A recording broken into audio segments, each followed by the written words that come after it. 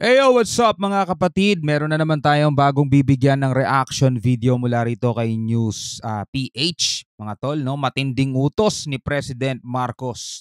Pinaghahanda na daw ang militar mga kapatid. Lahat, no? Tapos VP Sara ginulat. Lahat. China na shock. Ano kaya to mga tol? Yan ang ating aalamin at bibigyan ng reaction video. Pero bago yan, syempre wag mong kalimutan mag-subscribe kay News PH.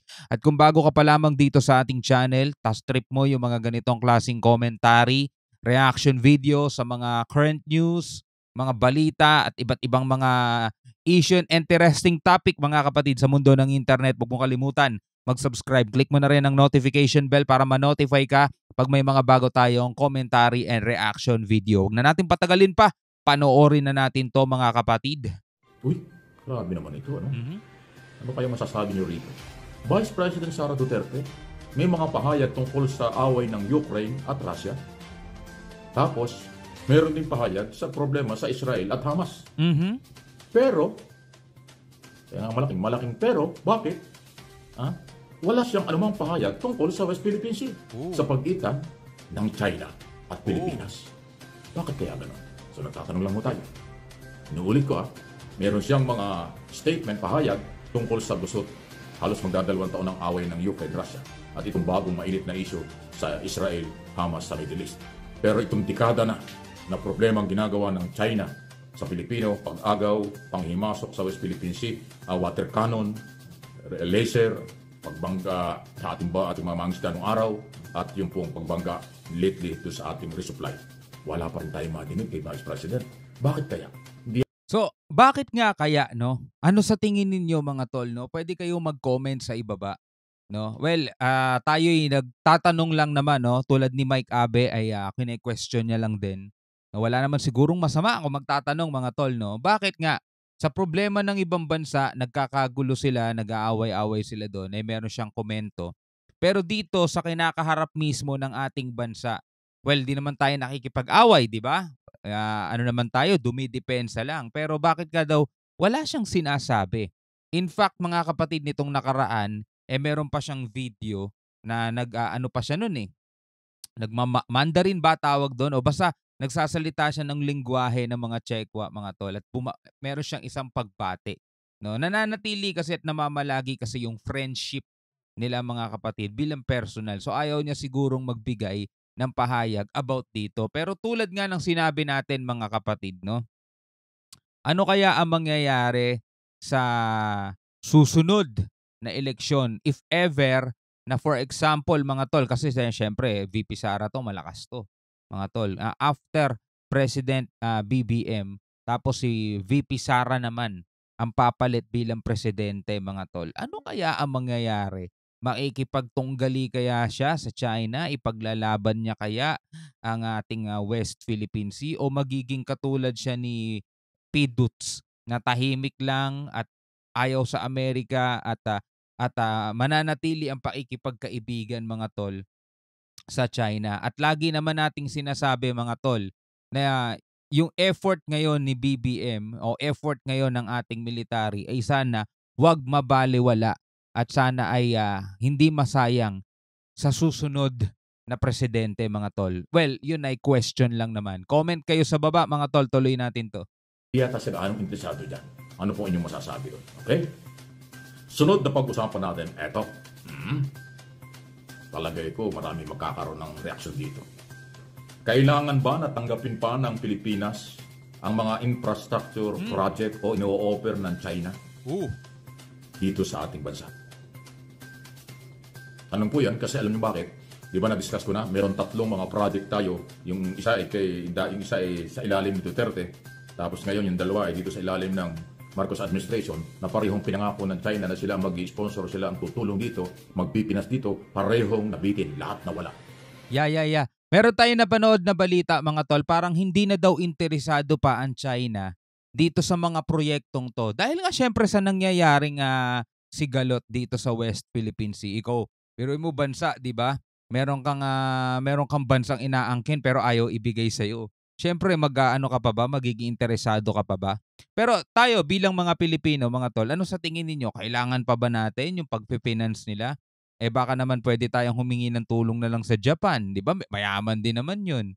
Marami rin naman silang infrastructure dito na natulungan tayo rito sa Pilipinas, 'di ba? So, 'yun na nga 'no, parang, hindi na daw parang alam mo 'yun, hindi na sila interesado pa dito sa mga proyektong 'to. Ikaw, ano masasabi mo diyan 'no? Comment ka nga sa baba.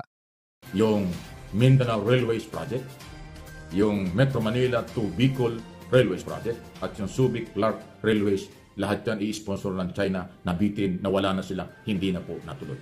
Ngayon, may pahiwatig yung Chinese Embassy, yung ambassador nila rito. Willing parang daw silang tumulong sa infrastructure project. Wow, panipaniwala pa kaya yan?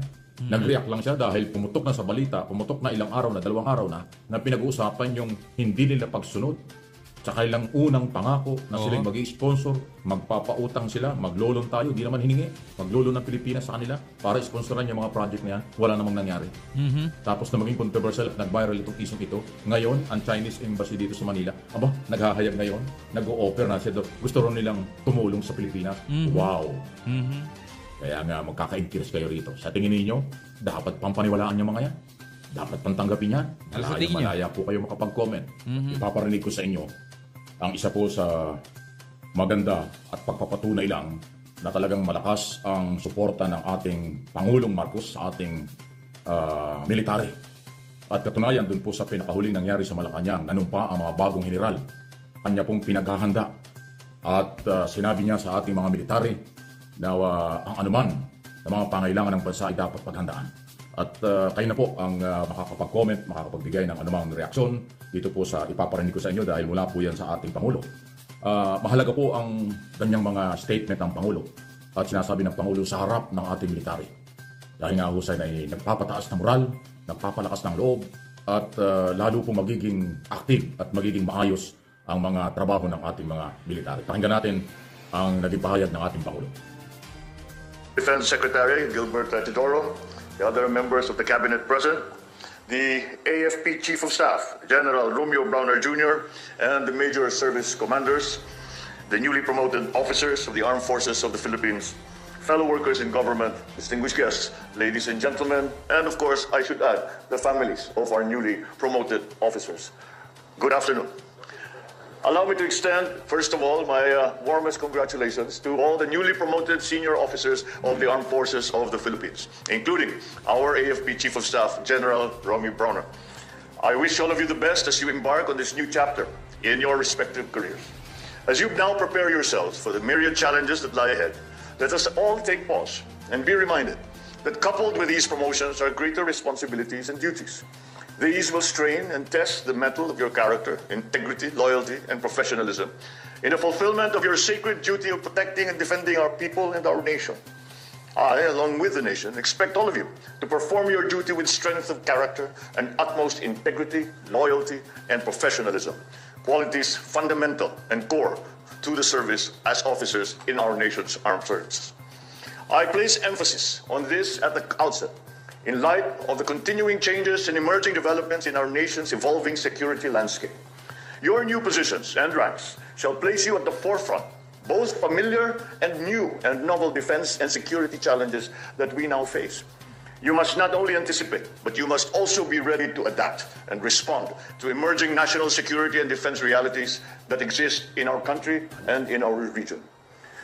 While it is noteworthy that we see positive and encouraging developments in terms of our internal security situation, there remains much to be done. We must maintain our vigilance and guard against those actors, whatever nature or form they may take, who would threaten and jeopardize the peace we have striven and fought for all these many years. So I enjoin you to help ensure that the communities once beset by conflict are benefiting and continue to benefit from the gains of peace and our numerous development interventions. For the progress of our nation and the welfare of our people are underpinned by the peace and the stability, the security of our communities. As the new leaders of our AFP, you are expected to help ensure that the armed forces will be more agile, flexible, and responsive to better address emerging issues confronting our nation. We must be ready. Our armed forces must be capable of securing and defending the archipelago from emerging threats. I urge you to further enhance joint planning and operations to ensure interoperability across all AFP units and platforms. sustain and foster greater collaboration with other government agencies and civil society groups, harnessing their respective knowledge, specializations, and technical expertise in coming up with innovative, effective, efficient solutions to the challenges that stand in the way of achieving peace and unity. As I acknowledge your well-deserved promotions and patriotic service, I also express my gratitude on behalf of our people and the nation to your families and loved ones who have shared the burden of your service. I am grateful for their selflessness and sacrifice to support you in your career and the performance of your duty for the Philippines. Nakikita mo dyan kung paano ina-address ni PBBM, no? At nakikita naman kasi niya talaga kung ano yung kinakaharap natin. Well, ang AFP natin mga tol, isa yan sa, sabi nga ni General Bronner, isa yan sa mga pinakabihasa.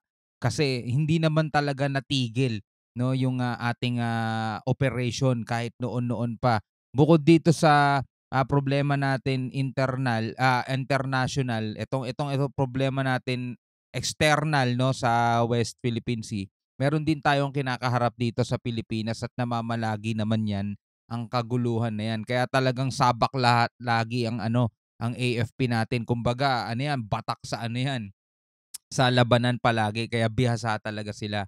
Kailangan lang natin talaga ng kagamitan at nakikita naman natin mga tol kung paano na yan sinusuportahan ng ating gobyerno sa kasalukuyan mga tol. At tulad nga nung lagi nating sinasabi, no, sana yung mga effort na ginagawa ngayon ng gobyerno natin, effort ng AFP, ng PCG mga tol, lalo na pagdating dito sa West Philippine Sea, ay hindi mabaliwala mga tol. Kasi depende talaga yan sa namumuno, kasi 6 na taon lang talaga ang natin, nasa constitution natin, binago kasi, di ba? Dapat yan kapag, mas maganda mga tol kung yung presidente natin medyo maganda sabi natin maganda talaga yung record o maganda talaga yung kanyang simulain at hindi niya natapos ng 6 na taon, mas maganda sana kung maipagpapatuloy niya pa, no? Lalo na kung bata pa naman, kayang-kaya pa naman. Pwede pa sana tumakbo ulit, no? Kasi pagkapabago-bago presidente, katulad ng nangyayari ngayon, mga tol, iba-iba ang pananaw, iba't iba ang kinabibilangang grupo, di ba? Minsan yung presidente magkakapalitan, magkaaway, di ba? Nagsisiraan. Yung mga proyekto nung nakaraang presidente na maganda naman, since ayaw nung sumunod sa kanya, hindi na may pagpapatuloy. Sayang, di ba? So halimbawa na lang dito sa usapin natin, dito sa China, eto presidente natin ayaw makipag-away pero ayaw niyang ipamigay o basta-basta na lang hayaan ng West Philippine Sea na kubkubin ng China. Goods yun. Paano pag ang susunod na presidente best friend ulit ng China? Paano na? Wala na naman tayong maririnig na balita tungkol dyan. Sabihin na naman nila payapa na, ganyan-ganyan. Pero marami palang nangyayari sa PCG. Hinahabol sila, hinaharas sila, binabangga sila, pero hindi na natin nababalitaan kasi hindi na siya kino-cover ng media dahil ayaw na rin ng presidente, mga tol. Paano yun, di ba? Kawawa naman. So, ay nako. Kayo bahala magbigay ng comment. Tuloy muna natin to. Be assured of this administration's unshakable commitment to their protection and their welfare. Just as we in turn commit to ensure that all of you are provided with necessary tools to perform your tasks and duties in the fulfillment of your service to our nation and our people. Join me now and our nation as we together march forward in unison towards that future that is filled with hope and pride and unbound opportunities for all Filipinos. Once again, congratulations to the newly promoted generals and flag officers of our armed forces. Mabuhay ang sandatahang lakas ng Pilipinas. Mabuhay ang bagong Pilipinas. Maraming salamat sa inyong lahat. Ang galing, no? Kita nyo? Ang galing. Thank you, Mr. President. At napakahalaga po yan. Yan po yung mga military, nananumpa sa bagong tungkulin. Thank you sa Radio TV Malacanang kasi ho, yan ang official communication ng Office of the President, ang Radio TV Malacanang para ho sa ganyang lahat ng events niya, lahat ng speech ng Pangulo dito at sa abroad, yan po ang nagre-record at yan po yung official na kinukunan ng lahat ng mga media at social media sa credible or lehitimo mga speech ng Pangulo. Walang fake news kapag galing sa RTBM, Office of the President. Yan po ay public document kasi ang RTBM ay gobyerno na nagre-record ng lahat ng sinasabi ng Pangulo. So ang ganda nun. Pinaghahanda at alam nyo kung pagkaganyan po naririnig ng ating mga sundalo, mga kawal o opisyal, congratulations sa mga bagong general, nakakataas ng moral at nakakadagdag ng tapang. Nakakadagdag yan ng kaalaman at paalaala na yung kailang obligasyon sa ilalim ng batas ay dapat nilang gawin sa lahat ng oras. At pagkaganyan po ang mga statement ng Commander-in-Chief ng Pangulo, ayan po ay napakalakas ng dating sa lahat ng kawal at opisyal ng ating military. Tandaan niyo po. Alright mga kapatid, naalala ko dati nung tumatakbo pa si Presidente Duterte, no, sabi niya magje-jet ski siya, pupunta dun sa island na inaangkin ng China at itatayo ang bandila ng Pilipinas. Hindi man literal na sinabi niyang hindi man literal yung jet ski kasi mga tol, ano yun, hyperbole, yung mga gano'n mga tol. Pero parang ang ibig sabihin kasi nun tipong ipaglalaban niya yung soberanya laban sa mga mananakop. Ewan ko, marami sa inyo siguro nakakaalala nun nung sinabi niya magsasakay siyang jet ski. Hindi natin kailangan gawing literal yung jet ski, no? Ang ibig sabihin lang kasi nun ipaglalaban niya yung soberanya. Pero ang nangyari mga tol, naging best friend di ba?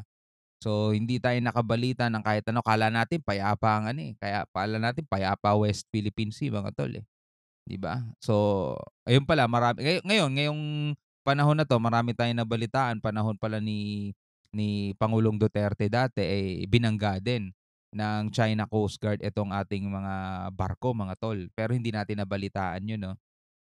So eto, ngayon nakakapagsalita na ang PCG, nakakapag-report na sila sa bayan na ilalabas na nila yung kanilang hinaing mga tol. Kasi biruin mo 6 na taon nilang dinibdib yun. Parang anong nangyayari? Parang hindi man lang tayo natutugunan itong nangyayari sa atin. Hindi nalalaman ng mga tao na araw-araw tating hinaharap 'to. Yung mga mangingisda, 'di ba? Araw-araw nilang hinaharap 'yan. Pero hindi nabalita sa loob ng 6 na taon mga tol. So etong ginagawa ngayon ng ating presidente good job, no? Para kay President Marcos.